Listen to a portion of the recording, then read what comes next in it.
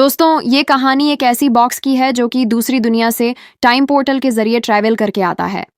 ये बॉक्स दो बच्चों को मिलता है जिससे इनमें कुछ अजीब पावर आ जाती है। तो वीडियो को लाइक कर दे और अगर आप हमारे चैनल पर नए हैं तो हमारे चैनल को सब्सक्राइब कर दें।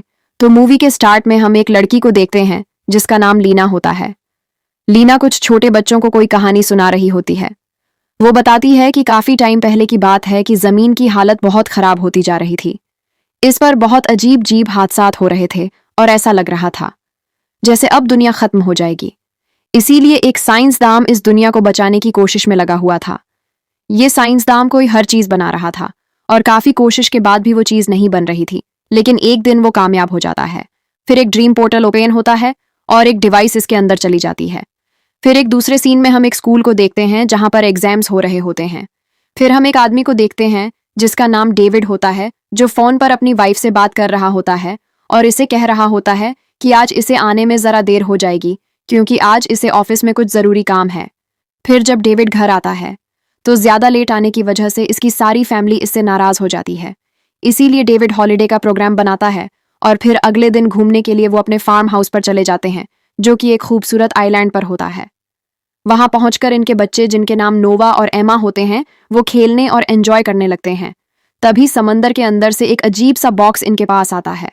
फिर ये दोनों इस बॉक्स को उठा लेते हैं। इनके टेंच करते ही वो बॉक्स ओपन हो जाता है और ये वही बॉक्स होता है जो कि कुछ टाइम पहले उसने एक ग्रीन पोर्टल में टेलीपोर्ट किया होता है। फिर इन दोनों को इस बॉक्स के अंदर से एक ग्रीन ग्लास मिलता है, जिसके बाद वो सबसे छुपाकर इस ग्रीन ग्लास और बॉक्स को अपने घर ले आते हैं। फिर एक दिन इनकी माँ को इस बारे में पता चल जाता है। तभी वो ग्रीन ग्लास अपनी माँ को दिखाता है, लेकिन जैसे ही इसकी माँ ग्लास को पकड़ती है तो वो ब्लैक कलर में चेंज हो जाता है और भी जैसे ही वो के हाथ में आता है तो वो ग्रीन कलर में चेंज हो जाता है। मतलब कि ये किसी तरह की फिंगरप्रिंट टेक्नोलॉजी है जो इसको पहली बार टेंच करता है। ये सिर्फ उसी से कंट्रोल होता है और सबसे पहले इस ग्लास को उन दोनों बच्चों ने ही टेंच किया होता है। फिर एक रात एमा इस बॉक्स को दोबारा खोलती है और इस दफा उन्हें कुछ अजीब सी चीजें मिलती हैं। इस बार उन्हें एक टाई और कुछ स्टोन्स मिलते हैं। बहुत पसंद आता है और जैसे ही वो इसको टेंच करती है तो इसमें से की आवाज आने लगती है।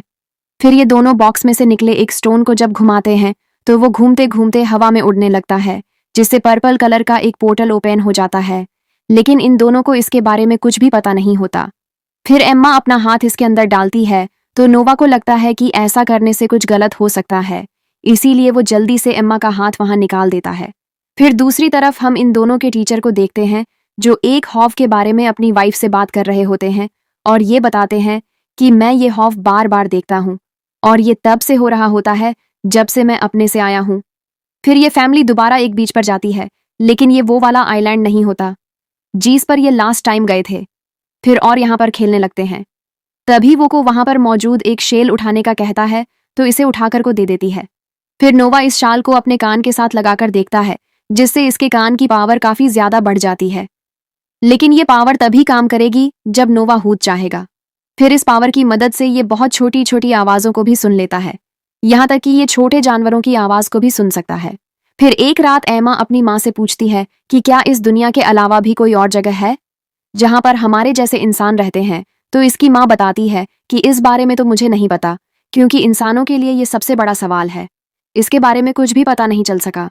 फिर अगले दिन नोव जब इस ग्रीन ग्लास को देख रहा होता है तो ग्रीन ग्लास की पावर नोव में ट्रांसफर हो जाती है, जिससे इसको सभी चीजें क्यूबिकल दिखाई देती हैं और चीजों को टेलीपोर्ट करने की पावर भी नोव के अंदर आ जाती है।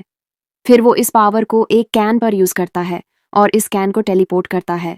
फिर ये बात वो अपनी बहन एमा को बताता है तो वो इसे बताती है कि इसे इस बारे में पहले ही पता था क्योंकि ने मुझे इसके बारे में पहले ही बता दिया था। फिर एमा को बताता है कि इनके डीएंड यहाँ पर आने वाले हैं, तभी इनके डीएंड यहाँ पर आ जाते हैं। फिर नोवा दोबारा इस ग्रीन ग्लास को देखने लगता है और इस बार वो गल्फ की एक बाल को टेलीपोर्ट कर देता है।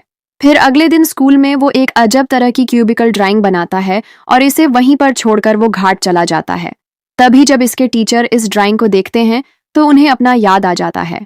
फिर वो फौरन नोवा के पास जाते हैं और इससे इस ड्राइंग के बारे में पूछते हैं, लेकिन नोवा इसके बारे में कुछ नहीं बताता और कहता है कि इसने ये ड्राइंग ऐसे ही बना दी थी। फिर इसके टीचर घर जाकर जब इस बारे में अच्छी तरह से रिसर्च करते हैं तो उन्हें पता चलता है कि ये वही चीज है जो हर बार इनके हार्म में आती है।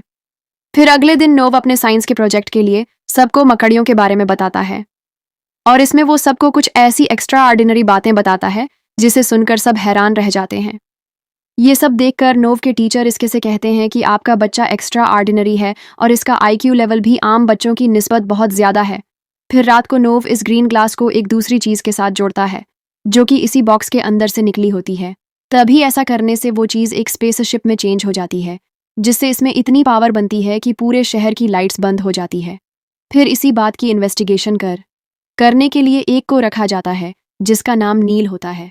इतनी सारी अजीब चीज़ों को देखने के बाद नोवा अपनी बेनेव से कहता है कि इन सब चीज़ों से हमें खतरा भी सकता है, इसलिए हमें इनको फेंक देना चाहिए। लेकिन फिर भी ये दोनों ऐसा नहीं करते। फिर रात को नोवा एक ख्वाब देखता है जिसमें वो स्पेस में उड़ रहा होता है और इसे बहुत अजीब सी चीज़ें दिखाई देती हैं। फिर दूसरी तरफ हम उस ऑफिसर को देखते हैं जो अपने सभी साथियों से कहता है कि वो वक्त आ गया है जिसकी तैयारी हमने आज तक की है। दूसरी तरफ नोवा अपने हाफ के बारे में एमा को बताता है तो एमा भी नोवा को बताती है कि इसने भी बिल्कुल ऐसा ही हाफ देखा है। तभी इनके टीचर मिस्टर वाइट अपनी बीवी के साथ यहाँ पर आते हैं और नोवा की माँ को इसकी ड्राइंग दिखाते हैं और साथ ये भी बताते हैं कि ये कोई आम ड्राइंग नहीं है बल्कि ये वो थियरीज हैं जिन्हें कुछ ने अपनी पूरी जिंदगी की मेहनत से बनाया है, जबकि नोव ने इसे क्लासरूम में बैठे ऐसे ही बना दिया। इसका मतलब ये है कि नोव को इसके बारे में काफ़ी कुछ पता है। फिर अगले दिन जब डेवर्ट अम्मा से चीनी मांगता है तो वो चीनी को हवा में उड़ाकर देती है। ये सब देखकर डेवर्ट चौंक जाता है और फिर इसीलिए वो इनके टीचर में को अपने घर बुलाता है। तभी मिस्टर वाइट बताते हैं कि मैं तो इस बारे में कुछ कर नहीं सकता, लेकिन मेरा एक दोस्त है जो इस बारे में काफ़ी कुछ जानता है। फिर जब ये बच्चों के रूम में आते हैं तो देखते हैं कि हवा में उड़ रही होती है जिसके हाथ में भी होती है। ये सब देखकर वो डर जाते हैं और अम्मा की माँ को डस्टबिन में फेंक देती है, लेकिन बाद में ये दोनों को वापस ले आते हैं। फिर वो इन स्टोन्स की मदद से पोर्टल को दोबारा ओपन करते हैं और इस दफ़ा अपना मुंह जब पोर्टल में डालती है तो इसे वही दिखाई देता है जिसने इस बॉक्स को यहाँ पर भेजा होता है। फिर अचानक को चक्कर आने लगते हैं, तभी इनके यहाँ पर आ जाते हैं और अम्मा को संभाल लेते हैं। फिर उसी वक्त वो डॉक्टर के पास जाते हैं। तभी डॉक्टर उन्हें बताता है कि अम्मा का दिमाग एक नॉर्मल दिमाग की तरह नहीं सोचता, शायद इसका दिमाग की तरह काम करता है, लेकिन ये चेक करने के लिए हमें कुछ टेस्ट करने होंगे। पर टेस्ट के लिए एमा के वालदान नहीं मानते और मना कर देते हैं। फिर अगले दिन नील अपने के साथ इनके घर पहुंच जाता है। तभी डेबोर्ड और इसकी बीवी इनसे पूछते हैं कि वो यहाँ क्यों आए हैं। फिर नील बताता है कि जिस दिन पूरे शहर की लाइट गई थी इसकी वजह आपके घर में ही है, क्योंकि यही लोकेशन इसमें ट्रैक हुई थी और इसीलिए हमें इन्वेस्टिगेशन करनी पड़ेगी। फिर ये इन सबको एक जगह पर लेकर जाते हैं जहाँ पर ये इन पर सीसीटीवी कैमरे के जरिए नज़र रखते हैं, क्योंकि इनको ऐसा लगता है कि डेविड की फैमिली को किसी खास किस्म की टेक्नोलॉजी के बारे में पता है, लेकिन ये ऐसा कुछ भी नहीं जान पाते। फिर ये मिस्टर वाइट को कॉल करके इनके बारे में पूछते हैं, लेकिन इससे भी इन्हें कुछ पता नहीं चलता। फिर नील एम्मा को दोबारा से वो पत्थर हवा में उड़ाने के लिए कहता है। इनके कहने पर एम्मा फिर से इन पत्थरों को हवा में उड़ाती है और साथ इन्हें ये भी बताती है कि ये सब कुछ इसे ने सिखाया है, जिसके बाद सब इस टाइप पर रिसर्च करने लगते हैं। फिर रिसर्च से उन्हें पता चलता है कि इस टाइप के अंदर एक बायोनिक चिप है। जिस टेक्नोलॉजी को ये यूज़ कर रहे हैं, इस स्ट्राइक की टेक्नोलॉजी 3000 गुना एडवांस होती है। फिर एम्मा इन सबको बताती है कि हमें कुछ बताना चाहती है। फिर को सब कुछ बताती है, तभी बताती है कि फ्यूचर में टाइम ट्रैवल मशीन बनाने में काफ़ी ज़्यादा मुश्किलात आती है और वही ज़मीन रहने के काबिल नहीं रहती, और इसीलिए वो हमसे टाइम के ज़रिए राब्ता करने की कोशिश करते हैं। उन्होंने ऐसा करने की काफ़ी दफ़ा कोशिश की, लेकिन वो ऐसा नहीं कर पाए और इस दफ़ा वो कामयाब हो जाते हैं। ठीक टाइम टेबल के ज़रिए हमारी दुनिया में आती है और उन्होंने ये टाई इसलिए भेजा है क्योंकि उन्होंने जब किसी इंसान को भेजने की कोशिश की तो वो हर दफ़ा मारा जाता है। ये सब सुनकर सभी अजीब बातें शुरू कर देते हैं, क्योंकि ऐसा केस इनकी ज़िंदगी में पहली बार आया था। फिर ये इन सबको अलग अलग कमरों में बंद कर देते हैं, लेकिन एमा और नोवा अपनी पावर की मदद से एक दूसरे से बात कर सकते हैं। तभी नोव एमा से कहता है कि जितनी जल्दी हो सके हमें स्टोन्स और को यहाँ से छुड़ाना होगा। फिर वो अपनी पावर से यहाँ से निकल जाते हैं, जिसके लिए अपनी चीज़ों को ढूंढना शुरू कर देते हैं। तभी तो उन्हें मिल जाती है, लेकिन वो पत्थर अब टूट चुके थे। फिर एमा नोवा से कहती है कि अभी भी हमारे पास कुछ पत्थर मौजूद हैं जो कि हमारे फार्म हाउस पे हैं। फिर ये एक ट्रक को लेकर अपने फार्म हाउस की तरफ जाते हैं और अपनी पावर्स की मदद से नोव ड्राइविंग भी कर लेता है, लेकिन रास्ते में इनका पेट्रोल खत्म हो जाता है। फिर हम देखते हैं कि टीचर को फिर वही हब आता है, लेकिन इस तरफ हब में इसे कोई बुला रहा होता है। तभी वो अम्मा और नोवा को ढूंढने के लिए निकल जाते हैं। दूसरी तरफ नोवा और अम्मा फार्म हाउस पहुंच जाते हैं, जहां से उन्हें वो पत्थर मिल जाते हैं। तभी ये फिर से पोर्टल ओपन करते हैं और ये सब कुछ उन्हें बता रही होती है।